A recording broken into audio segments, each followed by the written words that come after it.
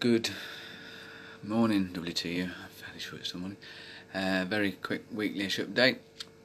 I haven't actually got a great deal to update. Actually, I'm still waiting to hear from Robert regarding the case bundle that I've sent over to him. It was a volume of information, so it's no wonder he hasn't got back to me yet. He has mentioned a couple of things actually that I've had to add to that Crowd Justice page. So Robert is still looking at that. As soon as I get any word back from him, I will obviously come and update to yourselves. Also, the Crowd Justice Fundraiser page, that has been written. I now have the opportunity today to send it for approval. So I will be sending that to approval, and it should be going live in the next day or so. I think it takes at least 24 hours for them to approve, so obviously I'll share that as soon as it goes live. Also, I haven't actually written a note about it here. I need to get the links for, if you haven't yet purchased yourself a copy of Words of Weed and Wisdom, which I happen to have a copy on my shelf, I'd encourage you to get a copy on your shelf. It would be really good. It is supporting the WTU campaign, and £3.36 from every book goes to the WTU movement. So I will encourage you, please, support where you can. Also, in addition to financial contributions, have you added your voice to the WTU testimonials? We are having them coming in via email. So we are getting some in, but I can't say it's a tidal wave. It's not the tidal wave I would certainly hope for, and the volume that I was hoping to present to our judge when we get the opportunity. So I would really ask you to do everything you can to raise awareness and get this on your shelf. It's available from Amazon. Words of Weed and Wisdom. Sorry, I didn't put a link in the feed here because I haven't actually got one to hand. I'm going to make myself a little paid document, so I've got all these links handy because I haven't quite been that well organised. You may have seen, if any of you are on my personal friends list as well, that I've now chosen to homeschool, and we as parents have. So now we've actually got a very definitive time about when I'm going to be on daddy duties and educating my child, and when I'm going to be free for campaigning. Sunday, Monday and Tuesday I'll be daddy free days, so I'll have Sunday as my day of rest. I think that's fair enough. By the grace of God go I, thank you very much. And then Monday, Tuesday I'll be dedicating all my energy to the WTU campaign in every way I can.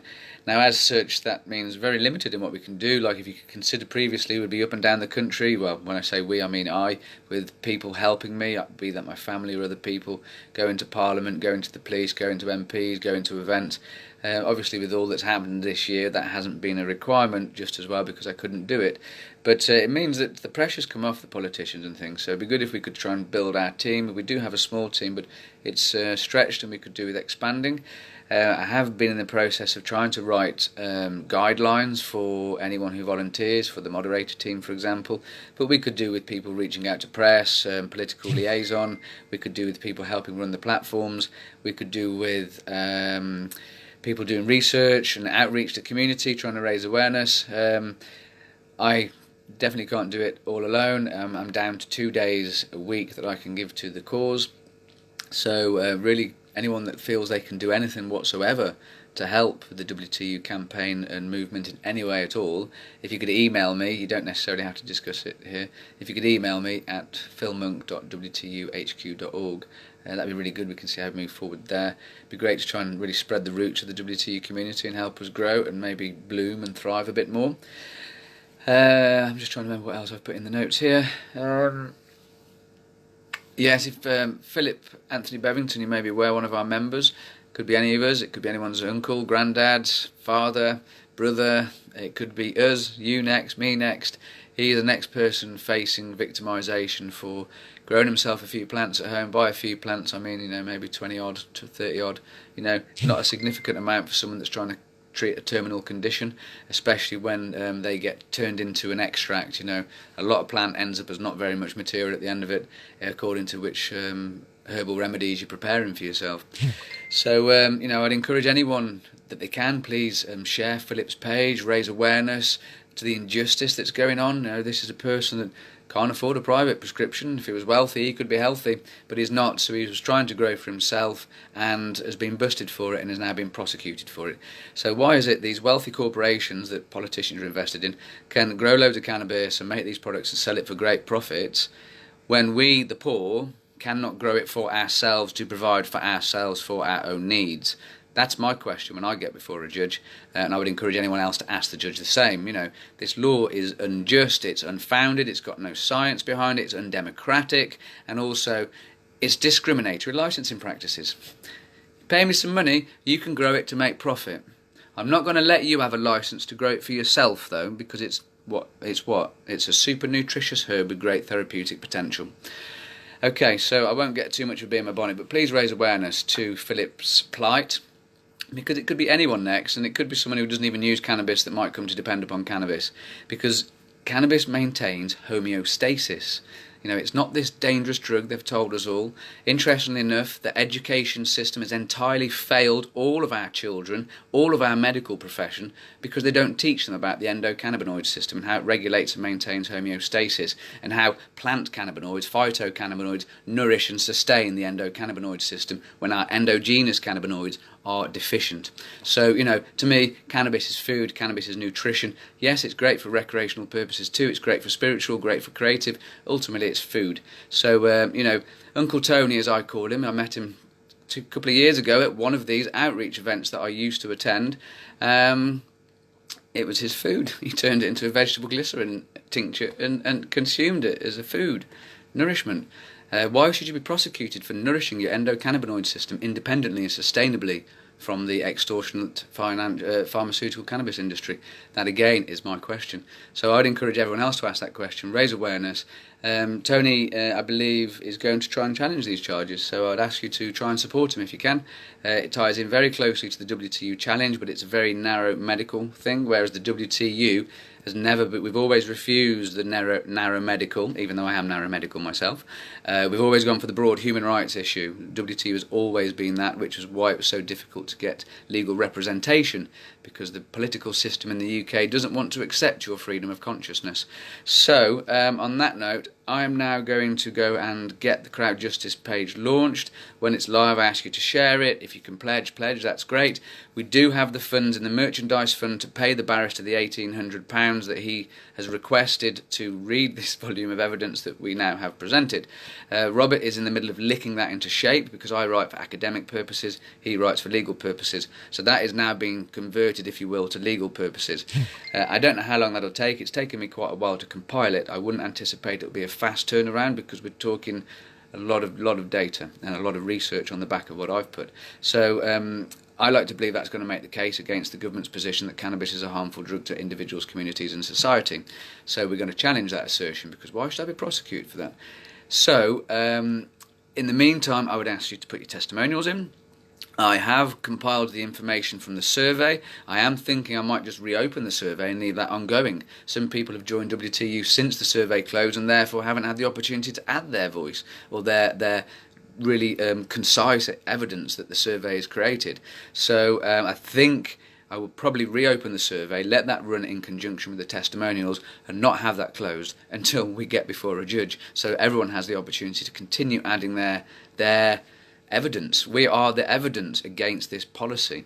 And now, as I say, WTU is not cannabis for medical purposes alone. If you use cannabis for any purpose, we want to hear from you, we want to support you. So when I say any purpose, the government says medical or recreational, and we've no intention to legalise for recreational purposes, and that is this really narrow binary construct that does not really exist. Cannabis is a very spiritual herb, and consumed in the correct way. When I say correct way, it normally involves combustion of dry herbs.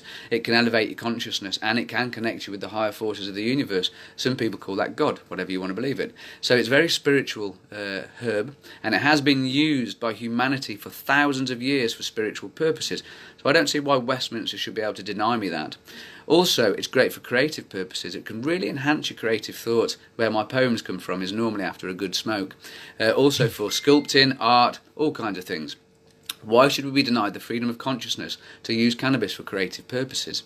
Again, not creative cannabis, not medical cannabis, not recreational, but cannabis for a particular purpose, whether it's industrial, nutritional. Cannabis is food, like I've said before. We should be growing it in our gardens like a herb and vegetable, and eating it on our table and in our smoothies, and using it in every kind of way you can use every green thing for food. It really is such a wonderful food.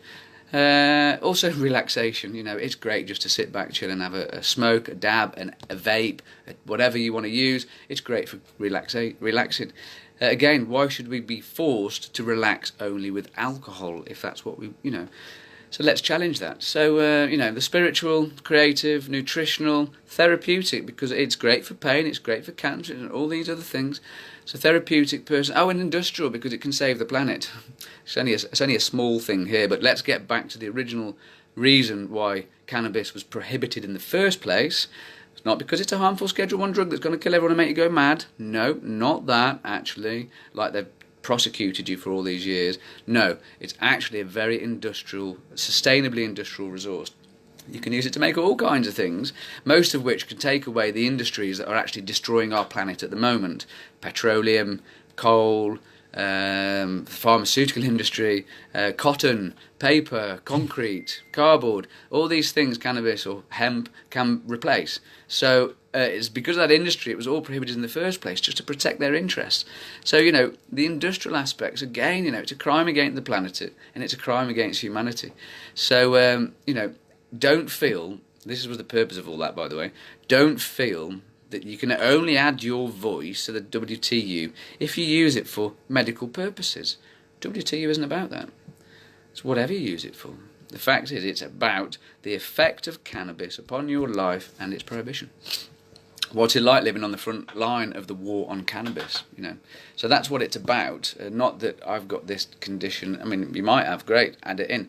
But it can be, I found God, which I did, through cannabis. It might not be for you, but it was for me. So if, whatever your story is, stick it in there, please. Because they will eventually, once all these testimonials are gathered, they'll be categorised according to these different purposes, if you will. So people that use it for that reason will have a pile of testimonials that use it for that. People that use it for this reason, that reason. And then we'll be able to bring those cases, those arguments into court against the government, is the intention. We are the evidence, so please submit. Go to the www.wtuhq.org/testimonials, and that is where you can add your voice. Also go to the mission statement and become undersigned there if you wish. Anyway, don't know where all that came from. So on that note, share, add your voice, share, add your voice. And that's all I've got to say, folks. I've done everything I can in the background. It's over the legal team. We haven't got a legal team. We've got one person offering up his free time. With nearly 6,000 members, if everyone believed in this so much that we all just put £5 a month in, or let's just say 5,000 of us did, that would be £25,000 a month. We could pay a legal team, a research team, a media team. We could pay for everything that so far we can't do, or a minority of sick and disabled people have done out of the righteousness and goodwill of their own heart. It's been frustrating to see such potential, but not yet for it to be realised. So, if you don't manage to contribute to the WTU financially, if there's any way you think you can, it would be good. The legal fees will be going live soon. If we had a legal team, man, we could be smashing it to pieces. But hopefully, we'd have done it all right anyway. So on that note, I'm going to carry on chipping away at this ice block. Please share. Add your voice, add your testimonial. Take care, people.